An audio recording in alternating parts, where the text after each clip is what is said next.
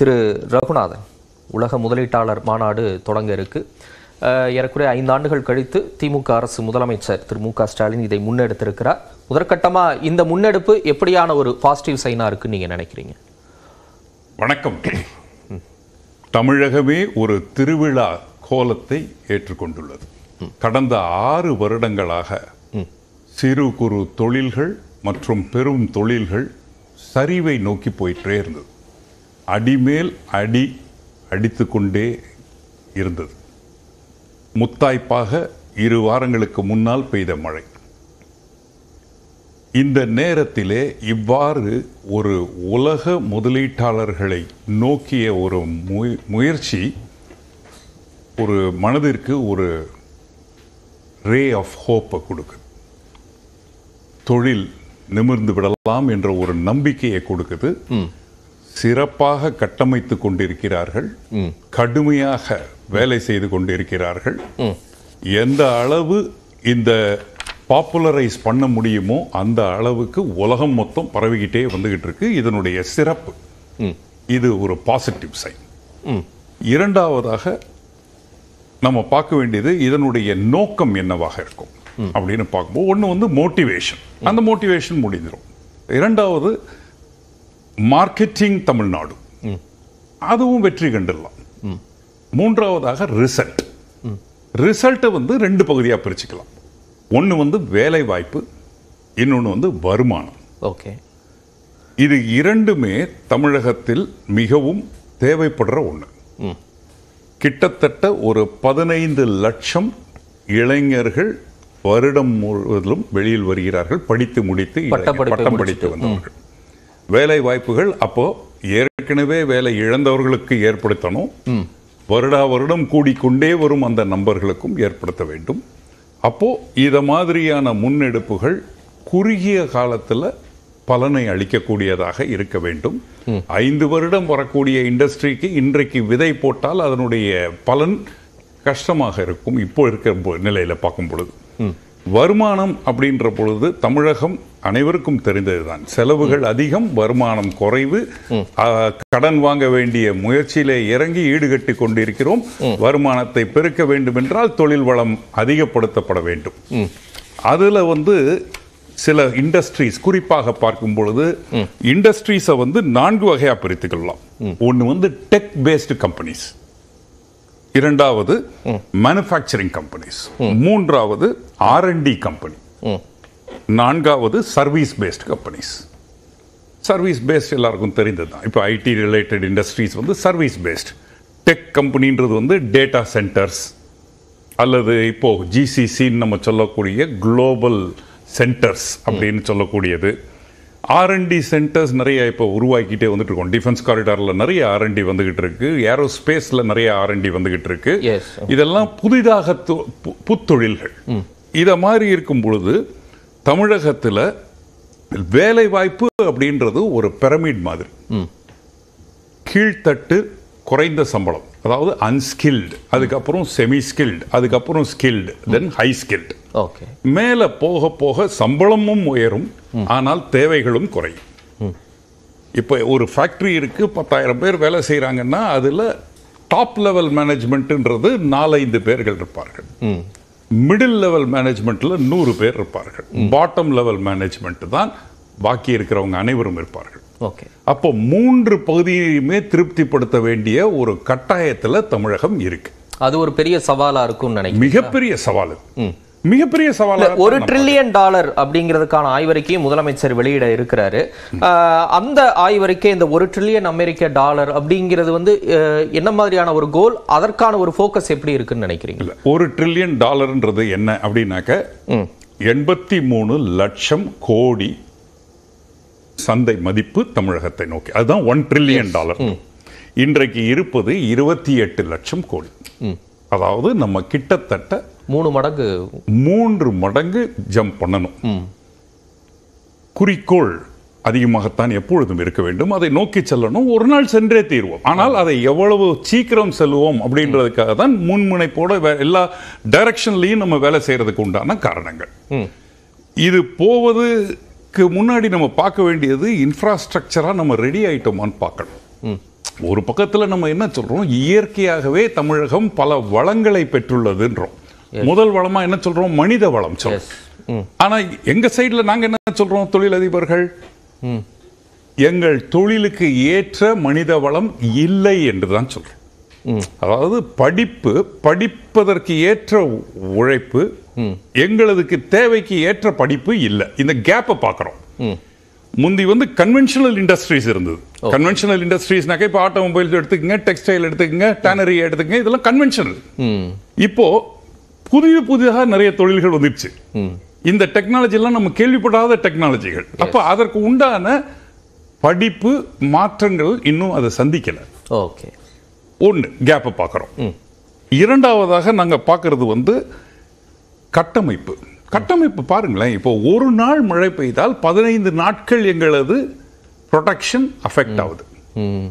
இப்போ தூத்துக்குடியில் மழை பெய்த பொழுது அந்த போர்ட், தூத்துக்குடியினுடைய ஷிப்பிங் போர்ட்டில் சேமித்து வைத்திருந்த ஏற்றுமதிக்கு ரெடியாக இருக்கக்கூடிய மெட்டீரியல்ஸ் கிட்டத்தட்ட 250 கோடி அளவில் ஸ்பாயில் ஆயிருக்கு.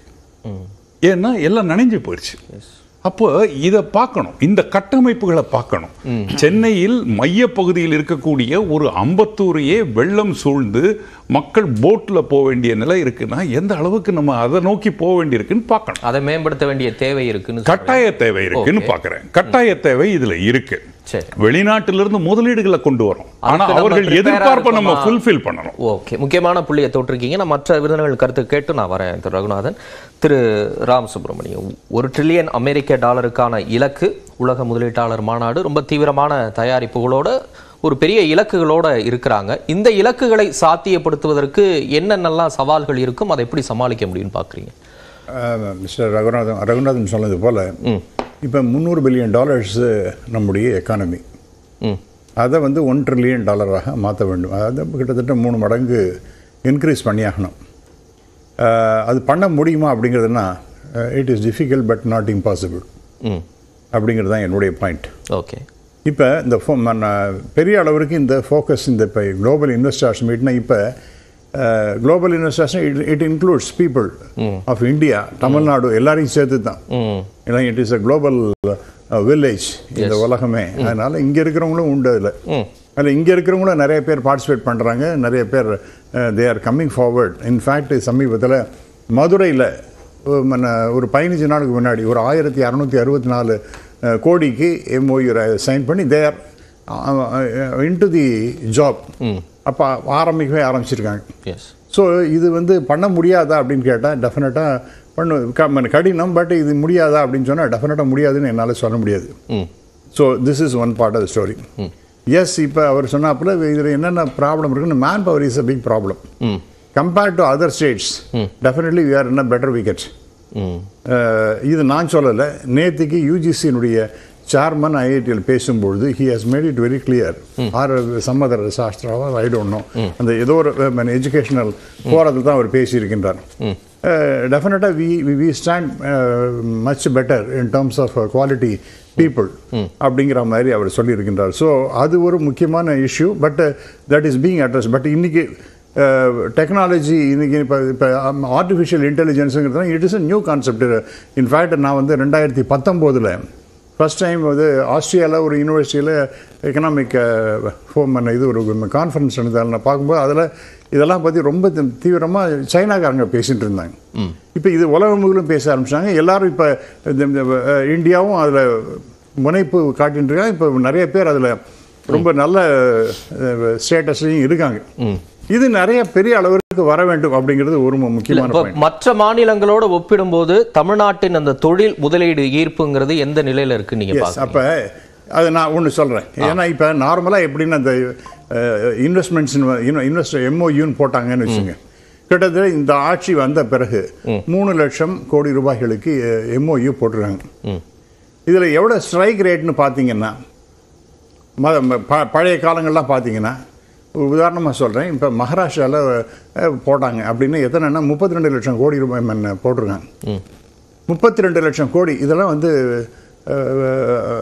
attempting to reach the moon just like that. அந்த மாதிரிலாம் அதனுடைய அதுவும் என்ன பவர் செக்டாரில் மட்டும். ஓகே, அது என்ன ஆகும்னா அந்த மாதிரி அது ஃப்ராக்டிஃபை ஆச்சுன்னா இந்தியாவுக்கே பவர் அங்கேருந்தே கிடைக்கிற மாதிரி இருக்கும்.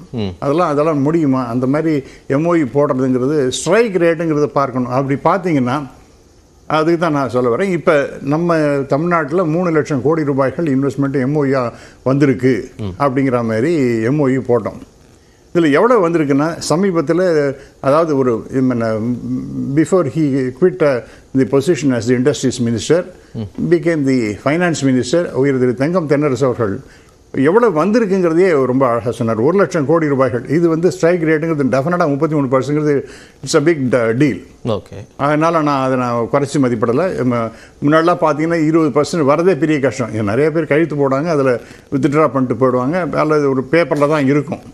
ஆனால் இன்றைக்கி 33% அது அச்சீவ் பண்ணியிருக்காங்கன்னா, இப்போ இருக்கக்கூடிய முனைப்பு, இந்த தீவிரம், இந்த ஃபோக்கஸ், இதெல்லாம் நீங்கள் பார்த்தீங்கன்னா அந்த $1 trillion அப்படிங்கிறது ஒரு இலக்கு, ரொம்ப இம்பார்ட்டன்ட். இல்லை, ஒரு டிஃப்ரென்ஸை சுட்டி காட்டினீங்களா? அது ஏன் நடக்குது? இப்போ நிறைய பேர் புரிந்துணர்வு ஒப்பந்தம் போட்டுட்டு அதை வந்து வித்ட்ரா பண்ணுறது, அதெல்லாம் என்ன காரணத்தின் அடிப்படையில் நடக்குது? அதே எல்லா இடத்துலையும் நடக்கிறது. இன்னைக்கு இல்லை, இது ரொம்ப காலமாகவே இல்லை நடக்குது. இல்லை, பொதுவாக நீங்கள் ஒரு பொருளாதார ஆலோசகர், நீங்கள் பல நிறுவனங்களில் இருந்ததுனால சொல்கிற உயர் பொறுப்பில், அதெல்லாம் எப்படி நடக்குது? என்ன காரணங்கள் அடிப்படையில்? அவங்களுடைய எதிர்பார்ப்புகள்லாம் இருக்கும். டெஃபினட்டாக ஒரு இடம் வரும் அப்படிங்கிற மாதிரி ஒரு பார்ப்பாங்க.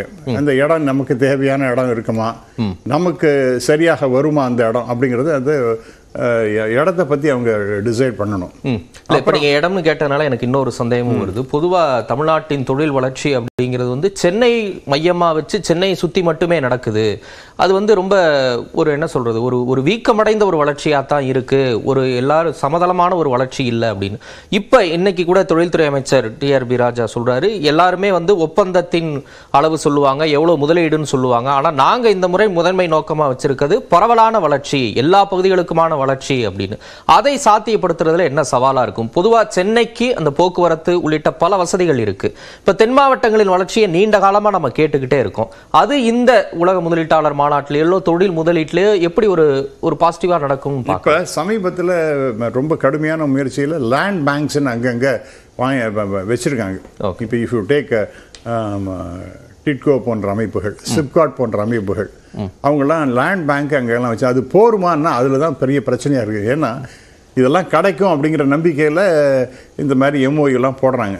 பட் அங்கெல்லாம் அங்கங்கே ப்ராப்ளம். இப்போ கோயம்புத்தூர் சைடில் போனால் இது அக்ரிகல்ச்சர் லேண்டை வந்து கன்வெர்ட் பண்ணுறது அப்படிங்கிறது பெரிய அப்போசிஷன் இருக்குது. இப்போ இங்கே ஏர்போர்ட்டு எடுத்துங்க, நீங்கள் ஏர்போர்ட்டுக்கு மிகப்பெரிய அளவிற்கு இன்னும் எதிர்ப்பு இருக்குது. பட் அவங்க டிசைட் பண்ணிட்டாங்க.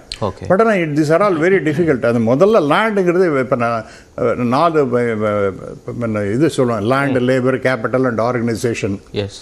அதில் வந்து லேண்டு எப்படி இருக்குன்னா, அது வந்து இட் இஸ் ஒரு பெரிய டிஃபிகல்ட் சிச்சுவேஷன் தான்.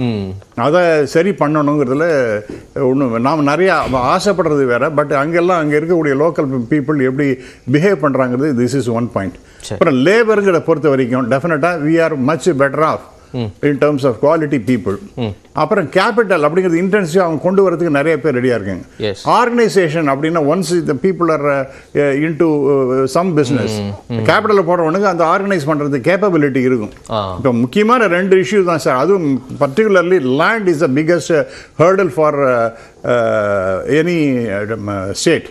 அது தமிழ்நாட்டையும் ரொம்ப பெரிய அளவிற்கு அது வந்து மேபி அது வந்து நீங்கள் வந்து என்விரான்மெண்டல் இல்லைங்கிறாங்க, அல்லது அக்ரிகல்ச்சர் லேண்டை வந்து கன்வெர்ட் பண்ணி இண்டஸ்ட்ரியாக மாற்றிடுறேன்றாங்க. இதுக்கெல்லாம் நிறைய அப்போசிஷன் வருது. இதை தான் எப்படி சரி பண்ண போகின்றார்கள் அப்படிங்கிற ஒரு பெரிய சவால், வெரி பிக் கொஸ்டின். அது நான் பார்க்குறேன். சரி, ரெண்டாவது விஷயம் ரெண்டாவது இது லேபர்.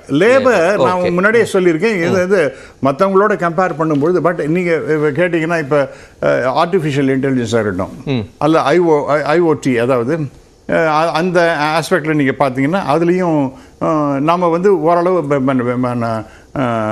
பிளாக் செயின் அந்த மாதிரி நியூ டெக்னாலஜிஸ் அதெல்லாம் இப்போ பெரிய அளவுக்கு டெவலப் ஆகிட்டு இருக்கு. அதெல்லாம் இப்போ கொண்டு வந்துட்டுருக்காங்க நம்ம யூனிவர்சிட்டிஸ்லாம் பெரிய அளவுக்கு கொண்டு வந்துருக்காங்க. பட் அந்த அவுட்புட் எப்போ வரும்? ஓகே, அது ஒரு முக்கியமான ஆமா, விஷயம் அவுட்புட் எப்போ சொல்லியிருந்தீங்க. வரும் அந்த மாதிரி இதுல Okay. இது வந்து ஒரு ஷார்ட் டேர்ம் கோர்ஸ்ல அது சரி செய்ய முடியுமாங்கிறது எனக்கு பெரிய டவுட் இருக்கு. சரி. ஏன்னா இது ஒரு இன்டென்சிவா அது படிக்கணும். அது வந்து நான் சொன்ன மாதிரி இந்த ஆஸ்திரேலியா இருக்கும்போது அங்க ரொம்ப பெரிய பெரிய ஜாம்பான்களா பேசுறாங்க. எல்லா விஷயத்தையும் அவங்க பேசும்போது எனக்கு ரொம்ப மலைப்பா இருந்தது. ஓகே, அதுக்கு இன்னும் நம்ம பயணிக்கணும்னு இன்னும் சொல்றீங்க. நிறைய Okay, பயணிக்க வேண்டியது தொடர்ந்து ரொம்ப பேசலாம். முக்கியமான விஷயமா இருப்பாங்க. தொடர்ந்து பேசலாம்.